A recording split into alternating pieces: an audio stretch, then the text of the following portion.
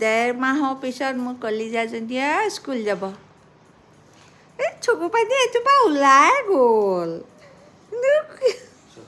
মাকক এৰি থৈ যাব বোলে মাকক এৰি থৈ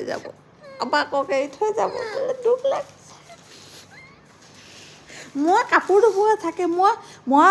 মিছ নকৰোঁ নহয় বেছি তুমি আহিয়ে পাবা সোনকালে মই মিছ কৰিম কেতিয়া মই কাপোৰ ধুব আছে তাৰপিছতে বাচন ধুব আছে ইমান কাম ঘৰখনত আই মোক এৰি থৈ যাব কাৰণে বেয়া লাগিছে আৰু